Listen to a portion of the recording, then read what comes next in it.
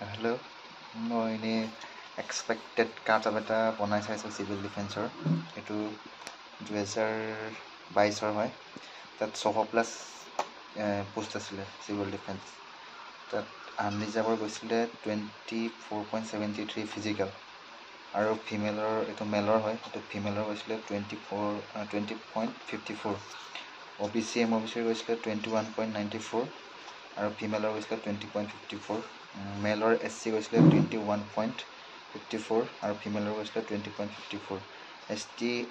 ST হিলৰ গৈছিলে মেলৰ 20.92, ফিমেলৰ গৈছিলে 20.54 আৰু STP প্লেন এৰিয়াৰ গৈছিলে 20.52 মেল আৰু ফিমেল 20.54। EWSৰ গৈছিলে 20.9, 20.54। 2022 যেতিয়া এইটো পোষ্ট ফাৰ্ষ্ট ওলাইছিলে নেকি চাগে, তো তেতিয়া বহুতে গম নাপালে। NCC থকা নথকা যিবিলাকে গম পালে মানে পাবলৈ ইজি হৈ থাকিলে। তেতিয়া 200+ পোষ্ট থাকি গ'ল চাগে। আমিও গম পোৱা নাছিলোঁ। আমাৰ যেনে ছিনিয়ৰবিলাক যেতিয়া 2-3টা ছিনিয়ৰে পালে তেতিয়া গম পাইছোঁ। ইহঁতক সুধিছিলোঁ ইহঁতে কিমান পাইছিলে। 20 ৰিটেনত চাগে 24-3 এনেকৈ পাইছিলে চাগে। তো তেতিয়া ৰিটেন ফিজিকেল ভাইবা NCC মিলাই তেতিয়া গৈছিলে মানে ফাইনেল কাট অফ গৈছিলে। জেনেৰেলৰ গৈছিলে 52 পইণ্ট কিবা চামথিং কিবা এটা গৈছিলে আৰু OBCৰ গৈছিলে 46, SCৰ 44 to 45ৰ ভিতৰত গৈছিলে। STHৰটো 43ৰ পৰা গৈছিলে ফাইনেল কাট অফ আৰু STPৰ গৈছিলে 45, যি আমাৰ ছিনিয়ৰ দাদাবিলাকে পাইছিলে। EWSৰ 42 গৈছিলে, ফিমেলৰ গৈছিলে ফাইনেল 48। তাৰপিছত OBCৰ গৈছিলে 45, SCৰ 42, STHৰ 40 গৈছিলে চাগে, STPৰ 40ৰ পৰা 44 এনেকৈ ফাইনেল গৈছিলে। EWSৰ গৈছিলে 44 আৰু তেতিয়া বহুত পোষ্ট থাকিও গৈছিলে। তাৰপিছত 2023ত যিটো ওলাইছিলে 209টা ফৰেষ্ট গাৰ্ডৰ লগত, তাত ডাইৰেক্ট ফাইনেল কাট অফ গৈছিলে আনৰিজাৰ্ভৰ 54 মেলৰ আৰু ফিমেলৰ গৈছিলে 50 to 50 গৈছিলে চাগে। OBCৰ গৈছিলে 52 আৰু ফিমেলৰ 48, STHৰ 48 গৈছিলে, STPৰ 52 নে কিবা এটা গৈছিলে। ভালকৈ মইতো গম পোৱা নাই। মানে STৰ মানে সেইদিনা তেতিয়া পোষ্ট নাছিলে। চাব পাৰে 2022ৰ যিটো মানে ফৰেষ্ট গাৰ্ডৰ লগত এতিয়া ওলাইছিল যিটো তাত একো পোষ্ট নাছিলে। 2025ত আমাৰ যিটো এতিয়া হৈ আছে, আনৰিজাৰ্ভত ফিজিকেলত গৈছে 31.45 আৰু ফিমেলৰ গৈছে ফিজিকেলত 28.45। OBCৰ গৈছে 29.83 ফিজিকেল হয়তো আৰু ফিমেলৰ 22.72, SCৰ 28.57। সেইটোতো আপোনালোকে গম পায় ফিজিকেলত কিমান গৈছে।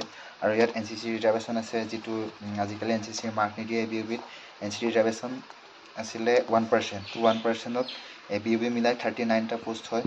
তাততো যিবিলাক আনৰিজাৰ্ভ বা যিবিলাকৰ মাৰ্ক বেছি আছে তাততো 39জন গুচি যাব, মেল ফিমেল গুচাই। তো সেইটো 39 পোষ্টটো যদি অভাৰলিফিং নকৰে তো আমাৰ ইয়াতে সোমাই যাব কোটাবিলাকত।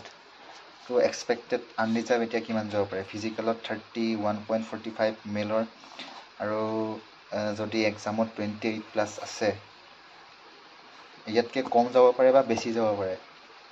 আৰু NCC C আৰু B মিলাই ভাইবা মিলাই 66, তাতকৈ কম যাব চাগে মোৰ মতে, 66 to 68। কাৰণ যিটো 39টা পোষ্ট আছে তাততো যাৰ ABUBও আছে ইহঁততো তাত গুচি যাব।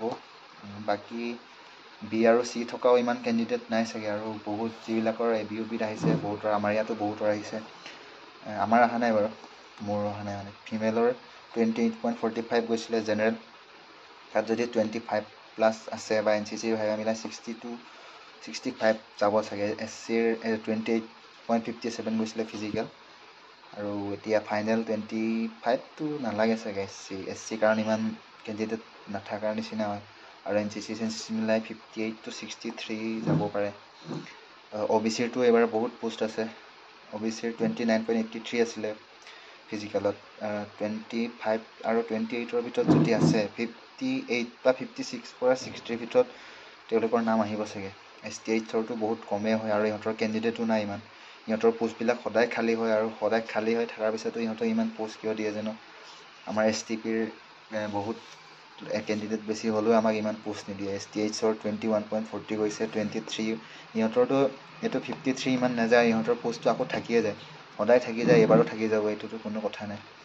STPৰ 30.68 গৈছিলে, প্লাছ আমাৰ যদি 24+ আছে মাৰ্ক STP সকলৰ NCC C বা B আছে, মই ভাবোঁ 56 to 62ৰ ভিতৰত ফাইনেল কাট অফ যাব চাগে। আৰু টি ট্ৰাইবৰ 28.19 গৈছে, প্লাছ NCC প্লাছ ভাইবা, ইহঁতৰো চাগে STHৰ নিচিনা পোষ্ট থাকি যাব 46 to 50। এইটো এক্সপেক্টেড কাট অফ 2022ৰ পৰা চাই মই বনাইছোঁ। আৰু 2000 যি ফৰেষ্ট গাৰ্ডৰ লগত ওলাইছিলে তাত চবৰে কাৰণে পোষ্ট নাছিলে।